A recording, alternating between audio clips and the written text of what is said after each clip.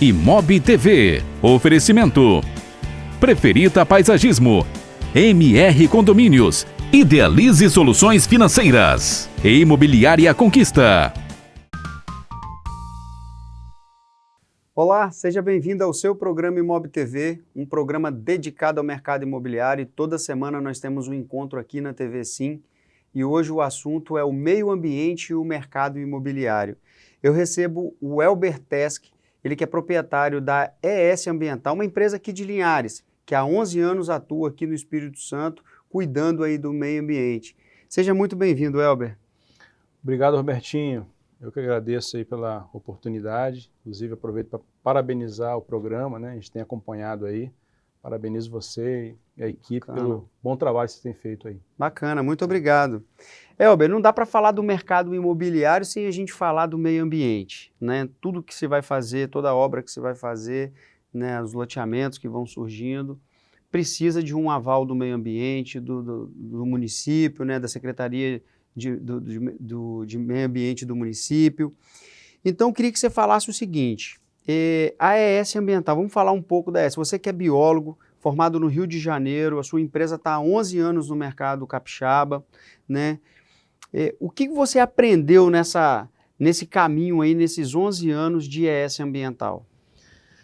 Então, a sustentabilidade é um caminho sem volta, né? Não dá para pensar no futuro sem você equilibrar o desenvolvimento com o controle ambiental e a sustentabilidade, né? Então, assim, a gente tem visto, inclusive, a gente tem experiência com desenvolvimento imobiliário, né, com loteamento, né? A gente já fez vários estudos para esse tipo de empreendimento e a gente vê assim que, por mais que tenha, muitas vezes atrasa, a gente entende as mazelas, né? Inclusive eu tive experiência em órgão ambiental, já atuei, mas é uma coisa inevitável. Você que foi subsecretário de Meio Ambiente do Estado, né? Exatamente. Na gestão Renato Casagrande. Recente.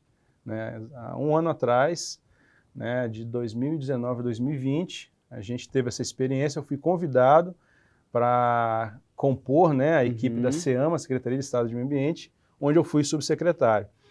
E foi uma experiência muito boa, porque imagino. A gente sempre atua do lado de cá, né, como consultor, defendendo o empreendedor, né, representando o empreendedor, e assim, eu pude conhecer a máquina, conhecer realmente como que funciona dentro de um órgão público de meio ambiente, né? Experiência muito boa. Porque tem dois viés, um são os empreendedores, né, as construtoras, os loteadores de um lado ali, que tem uma série de burocracias para vencer, que são às vezes necessárias, né, algumas muito burocráticas de fato, e do outro lado você teve a experiência da máquina pública. Você teve dos dois lados já, né? Porque você além de biólogo, é consultor ambiental, né? Então você presta serviço para a construtora e você teve a oportunidade de estar dentro da máquina pública também. Exato. E ver como que funciona a burocracia. Exato. Como é que é o olhar dessas duas janelas tão diferentes? Então, quando eu entrei lá, o legado que eu tentei deixar justamente foi esse, né? Tentar desburocratizar o processo. Porque assim, a gente fica sensibilizado pelo empreendedor que pretende fazer a coisa certa, né? Pretende implantar o seu empreendimento, atendendo às legislações, às normas, mas a gente sabe que muitas vezes a coisa acaba ficando engessada, né? Acaba se esbarrando com muitas vezes uma burocracia que quem está do lado de fora não entende, né? Qual a diferença de uma repartição privada e repartição pública? A repartição privada, você pode fazer tudo desde que não seja ilegal. E a repartição pública, você só pode fazer o que está previsto na lei. Né? Então, assim, você é muito limitado, tudo você precisa, né, tem que consultar a procuradoria, né, tudo você tem que ver se tem a legislação que te permita fazer aquilo, né, tudo você tem que fazer reunião, tudo tem um procedimento, né, tudo você tem que passar, sabe? Então, isso realmente engessa, né? E, claro, tem outros fatores também, né? Eu acho que não só isso, tem outros fatores que poderiam também ser otimizados, melhorados, né? Mas assim, uma coisa que realmente eu pude perceber lá dentro é isso, né? Tudo você precisa, né? Igual aqui do lado de fora, eu sou muito pragmático, né? Precisa de fazer alguma coisa, a gente é pontual, vai ali e faz, não tem nada que te impeça de fazer logo de imediato, né? Já na área pública não, tudo depende de uma reunião, né? E você tem todo um protocolo, né? Então isso realmente tende a dar uma morosidade maior nos processos. Né? O mundo ele está evoluindo muito rápido e as leis são muito arcaicas, né? Então no meio ambiente também, quando vai licenciar um loteamento, por exemplo, né? O loteador ele precisa apresentar um projeto hidráulico lá de hidrossanitário, de esgoto, né? Para a drenagem do loteamento, o esgoto do loteamento. E muitas vezes o sistema do município está sobrecarregado, né? As cidades estão crescendo e às vezes aquela linha ali está sobrecarregada. E a tecnologia, hoje com muito estudo, né? Tem muitos profissionais evoluindo aí com o estudo no meio ambiente, às vezes encontram uma solução nova, né? E que dá uma solução, de repente, até melhor do que simplesmente jogar o esgoto lá no sistema, né? Você acredita que está na hora de rever essas leis e flexibilizar para que o empresário invista em estudo, em pesquisa, para trazer para o setor público novas soluções que não as tradicionais? Claro, com certeza. Lá, inclusive, na SEAMA, a gente tinha e tem ainda, mesmo né, com a minha saída, continua uma parceria muito forte com a Findes, onde a Findes ela vem justamente suprir isso aí, né? Com uma equipe capacitada, com bons técnicos, eles trazem ideias, né, e saídas para poder catalisar muitas vezes processos engessados, né? E outra coisa também que eu acabei não falando, que engessa também, é a limitação. É muito projeto, muito processo, muitas vezes com efetivo pequeno, né? Reduzido. Então, assim, o processo já é engessado. E aí você pega o IEMA hoje, ele tem um passivo de 5.000 processos. Tem 5.000 processos na fila de espera para ser analisado. Né? Então, assim, tudo é muito complexo, né? Então, eu tive lá, eu pude acompanhar um processo, assim, de um porto, e um porto grande, um empreendimento muito grande, e para você, as pessoas não têm noção, não têm ideia, mas o volume de estudos, de documento, fazia uma pilha dessa altura assim, né? Então é muito complexo, né? A intervenção na natureza realmente tem que ser cautelosa, né? Acho que a minha função, que eu estava falando, é mediar isso aí, né? O desenvolvimento buscar econômico, o equilíbrio, né? O equilíbrio, até porque eu sou empreendedor, né? E sei que realmente se você vier com uma carga muito pesada para o empreendedor, você inviabiliza, né? Mas tem que ter o meio termo, porque realmente a natureza ela é muito complexa, ela é muito imprevisível, e uma vez que você liberou o empreendimento ser instalado, como é que você vai reverter isso depois, se ele for instalado de forma errada, né? Então, por isso que é interessante realmente esse equilíbrio aí, de forma que seja viável o empreendimento. Né? E você vê solução, vê saída no Brasil de hoje, as autoridades sentarem para discutir esse assunto, que é tão importante aí, que muitas vezes trava o desenvolvimento de uma região? Então, esse é o caminho, né? O diálogo é o melhor caminho. Né? A gente tem muitas vezes, dentro de um mesmo governo, muitas vezes não, isso todos os governos, né? Embora tenha um governo mais de esquerda, um governo mais de direita, mas em todas as situações você tem pastas que muitas vezes entram em conflito. Né? Por exemplo, a bancada ruralista com a bancada ambientalista, né? Você tem o Ministério da Agricultura, o Ministério do Meio Ambiente, muitas vezes tem os conflitos. Então, realmente, você tem que mediar isso aí, tem que ter realmente um ponto de equilíbrio, porque senão você não sai do lugar. Se você tiver muito controle ambiental, você inviabiliza economicamente o empreendimento. Isso, se você tiver pouco controle ambiental, você vai inviabilizar a longo prazo esse empreendimento, porque vai chegar uma situação, vai chegar um ponto onde aquele ambiente vai ficar insustentável para os colaboradores, para a empresa, para a vizinhança, e também vai chegar um ponto que o próprio planeta não vai comportar. Né? Então tem que ter realmente a sensatez, né? O ponto de equilíbrio, né? Sim, nós aqui... E esse diálogo dos governantes é extremamente importante, não seja a nível local, estadual, todas federal, as esferas. Todas as esferas, nível planetário, inclusive. Né? Nós aqui em Linhares somos muito afetados pela duplicação da BR-101, né? O projeto ele parou, né? O que fez o projeto parar foi a duplicação no trecho ali da reserva da Vale, aqui em Soretama, né? Que a rodovia passa no meio da a BR-101 passa no meio de uma floresta, né? E aí tem muito desafio nos argumentos, né? Dos ambientalistas, quanto das pessoas que querem, né? Que o fluxo passe por ali, né? Que a pista seja duplicada. Aí eu vou te fazer uma pergunta a você enquanto biólogo, né? Qual a solução seria ali, né? Se é possível fazer a duplicação e compensar as árvores que foram arrancadas ali para fazer a duplicação, se pode ser compensado em outro lugar, se isso cria o equilíbrio. Qual é a sua opinião sobre esse assunto? Então, isso é muito importante porque nós somos técnicos, nós temos o conhecimento realmente para poder opinar, né?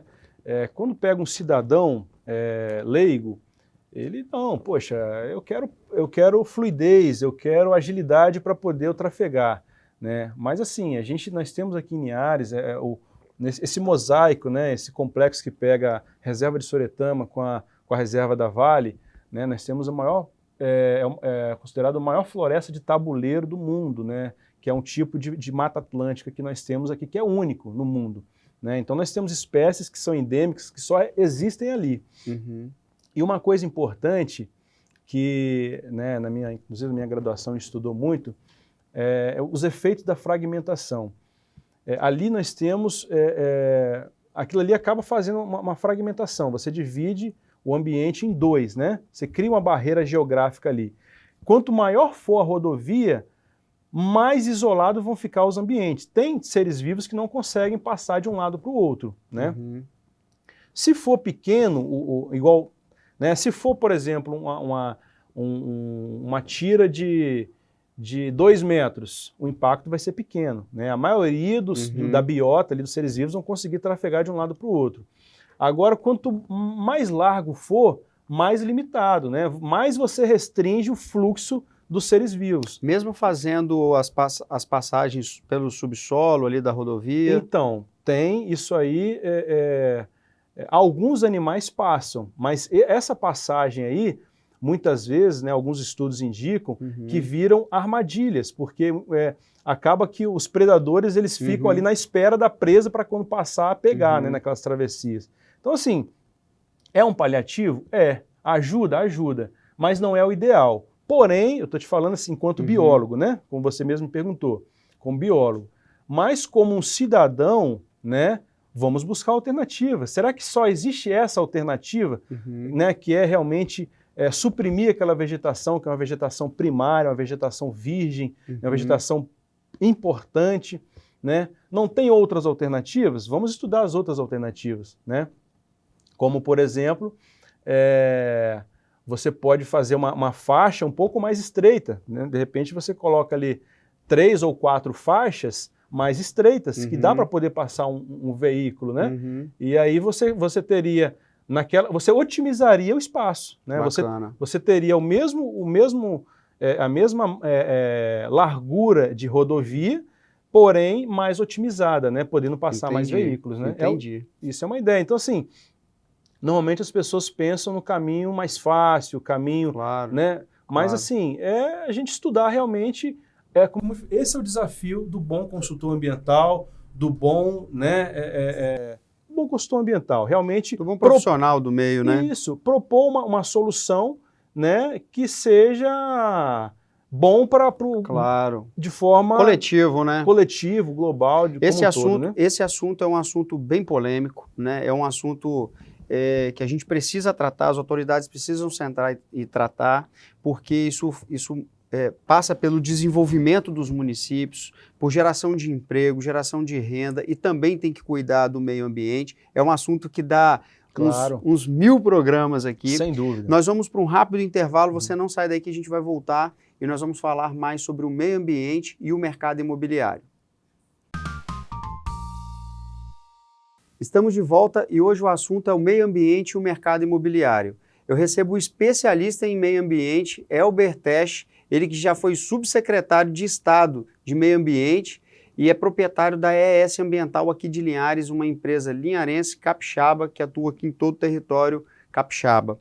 Elber, a gente estava falando sobre a duplicação da BR-101 e o desafio que tem aqui na reserva da Vale, aqui em Soretama, né, que os profissionais, os especialistas devem sentar para encontrar uma solução, né, que aí passa, né, pelo meio ambiente, passa pelo desenvolvimento também dos municípios aqui da nossa região, Linhares, São Mateus, Soretama. Agora também tem um assunto que é o nosso litoral, né, os empreendimentos imobiliários para o litoral. Nós temos aqui a praia de Pontal do Ipiranga, a Regência, que são praias belíssimas, muito buscada pelos turistas aí o ano todo, né.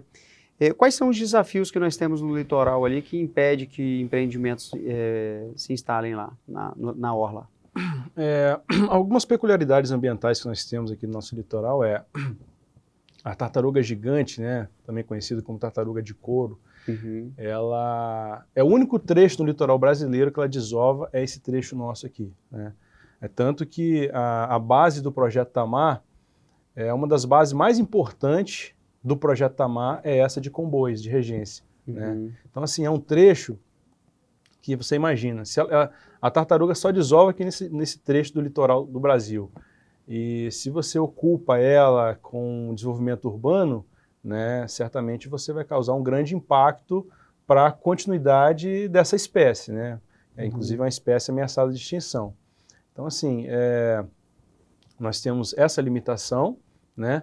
Nós temos, porque são animais que são sensíveis realmente à presença humana, tem a questão da iluminação, né, que causa, deixa os filhotes perdidos com relação à orientação para onde eles vão.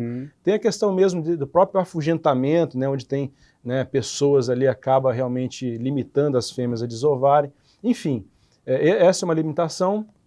Uma outra limitação é que nós temos bastante vegetação de restinga, que o nosso litoral é um litoral bem preservado, comparando com outros litorais que a gente conhece, bem preservado. Nós temos uma lei municipal que protege a restinga. Então, assim, para você suprimir, fazer uma intervenção num ambiente de restinga, no caso de empreendimentos privados, né, imobiliários, isso não é permitido. Somente em caso de utilidade pública, interesse social ou de baixo impacto ambiental, é que você pode fazer uma intervenção num ambiente como esse, né, que é considerado uma APP, Área de Preservação Permanente, né? Então, assim, é um litoral bem preservado e só pode fazer uma intervenção nesses três casos: interesse social, utilidade pública ou baixo impacto ambiental, né? E a exploração imobiliária com fins particulares, com fins econômicos, aí não pode fazer intervenção. Você falou da restinga, eu lembrei do solo e lembrei aqui da arqueologia, né? Que é aí os construtores, né, as empresas, os empreendedores do setor imobiliário, quando vão lançar um empreendimento, tem que fazer o famoso IFAM. Eu queria que você falasse para a gente o que é o IFAM. O IFAM, né, ele criou uma instituição normativa em 2015, instituição normativa número 1 de 2015, que veio realmente, foi um marco na questão do licenciamento ambiental, né? Essa instituição normativa ela determina que todos os empreendimentos né, que vão causar um grande impacto, né, no solo, normalmente, né, uma edificação, né, que venha fazer uma edificação num local onde não teve nenhuma edificação anterior, você tem uma anuência do IFAM, né? Essa instituição normativa ela consta no anexo dela a uma listagem de empreendimentos que precisa passar por isso, né? Mas qual a finalidade disso? É fazer com que a nossa história seja preservada, né? Então, todo empreendimento, até a ES Ambiental, nós estamos numa área de 5.400 metros quadrados, é uma área pequena comparando com o loteamento, nós precisamos da anuência do IFAM, né? Então, assim, qual o intuito? É realmente fazer um acompanhamento, normalmente é feita uma prospecção antes, né?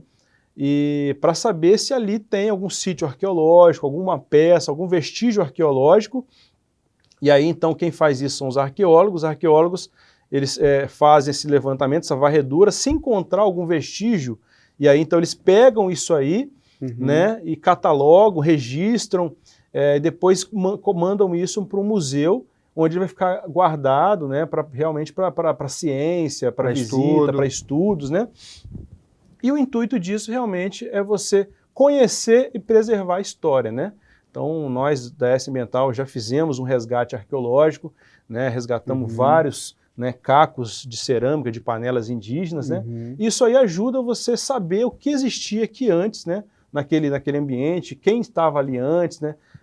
Você montar realmente a história daquele local, né? Essa é a finalidade. Você falou de uma data aí, 2015, me veio à cabeça o desafio que nós tivemos de Mariana, que nos afetou fortemente aqui no litoral.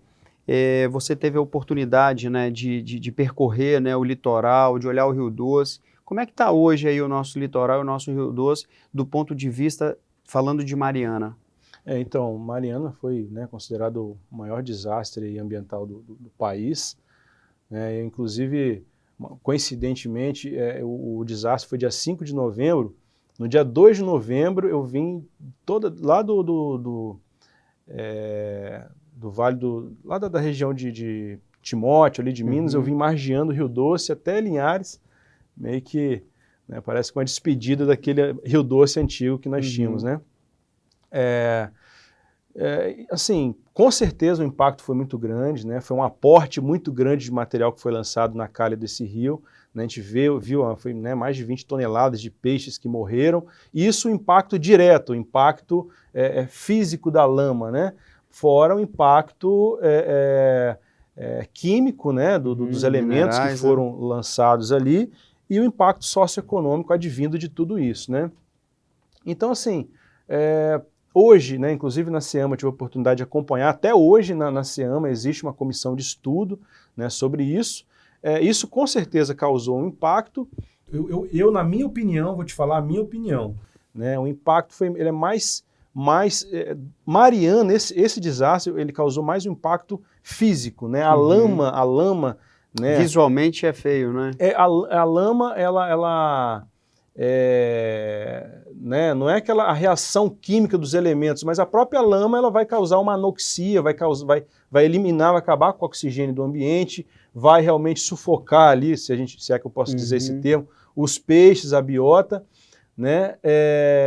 Muito mais, na minha opinião, muito mais do que o impacto químico, né? O impacto de elementos tóxicos, né? Porque assim, né, existem hipóteses, né? Isso não está claro, ainda não foi divulgado, publicitado, a questão de presença de elementos metais pesados, né, em grandes concentrações. Porque assim, alguns dizem que elementos metais pesados, o Rio Doce já vem recebendo há muitos anos de várias fontes, difusas, de vários empreendimentos que já lançam nele, né? Então, assim, o fato causou um grande impacto, né? Realmente o impacto foi muito grande, né? De todos os aspectos, biótico, físico, socioeconômico, mas que eu acredito que, assim, eu acredito que mais que 90% do problema já foi superado, né? Eu tive a oportunidade, eu fui em Guarapari esses dias, no retorno, eu passei por Guarapari, né, e passei em Anchieta, na Samarco. Confesso que eu fiquei com o coração apertado em ver uma empresa que tanto nos orgulha, né? A Samarco, ela cometeu esse desafio, né, né, do rompimento de sua barragem lá em Mariana, mas você acha que a penalidade máxima, a empresa está fechada, os colaboradores todos foram dispensados, né? Quando você passa lá, você vê uma empresa com a capacidade que a Samarco tem. Será que o caminho é deixar a empresa fechada, não deixar ela operando, a turma trabalhando e ela tendo a capacidade de gerar recurso para continuar cuidando do rio, fazendo as suas atividades que ela precisa fazer no rio para recuperar o rio? Existem várias penalidades para crimes ambientais, né? Existe uma simples advertência, tem multa diária, tem multas, grandes multas, tem embargo, tem cassação da licença, né? Depende da complexidade, do grau do impacto, da gravidade, né? Tudo isso. Então, assim, o que é analisado? Né? Esse empreendimento, ele causa riscos ainda? Né? Então, assim, talvez todo o aparato de controle ambiental dela era ineficiente, né? E precisa passar por novos estudos e adequações para voltar a operar. Né? Então, na minha opinião, realmente, um grande impacto desse não pode acontecer de forma alguma novamente. Né? E a gente, assim, até outra empresa, né, do mesmo grupo, logo depois aconteceu semelhante. Então, assim, eu penso que se aconteceu duas situações dessa num curto espaço de tempo, né, eu acho que realmente você tem que voltar mais com muita prudência. Então, eu sou favorável ao quê? Reavaliar se se a empresa realmente, o que ela tem, está seguindo um bom controle ambiental, o suficiente para poder ela retornar à sua atividade, né? Se tiver, ótimo, é isso aí, volta sim, porque ela parada, ela está causando um grande impacto socioeconômico. Verdade, né? verdade. Então, eu acho que, como eu falei anteriormente, eu sou a favor ao caminho da sensatez e do equilíbrio. Do equilíbrio. Né? Então, assim, claro, se eu não oferecer risco de acontecer novamente, que puna ela na proporção do que ela causou para a natureza e deixa ela voltar a operar novamente. Samarco que muito orgulhou os capixabas, né? Uma empresa séria, que cumpre com seus compromissos, teve esse desafio, não se omitiu em momento algum da responsabilidade. Então fica aqui o nosso desejo aqui, né, que a empresa volte a operar, né, trabalhar, produzir e também cuidar aí, né, do rio, cuidar do meio ambiente, né, e aprender com esse desafio que aconteceu, assim como na vida de todos nós, né? Na vida de todos nós, a gente aprende com os erros. Elber, a gente está caminhando para o final do nosso programa e a gente tem o hábito de pedir uma mensagem de otimismo. Eu queria que você deixasse a sua mensagem aqui para o nosso telespectador. A mensagem que a gente deixa, né, vou deixar aqui até mais para os empreendedores, é que meio ambiente e sustentabilidade é um caminho sem volta, né? Então, absorvam isso, abracem isso, que isso vai ser um diferencial competitivo para qualquer empreendedor, é o futuro, abre as portas, né?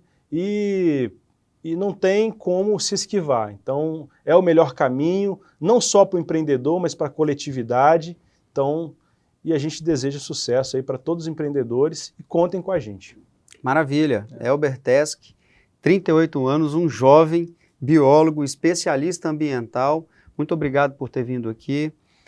Você pode rever esse programa no nosso portal imobtv.com.br e você pode ouvir o áudio desse programa no nosso podcast. É só acessar lá no Spotify ou no Deezer por Housecast, tá bom? Até o próximo programa. Tchau, tchau.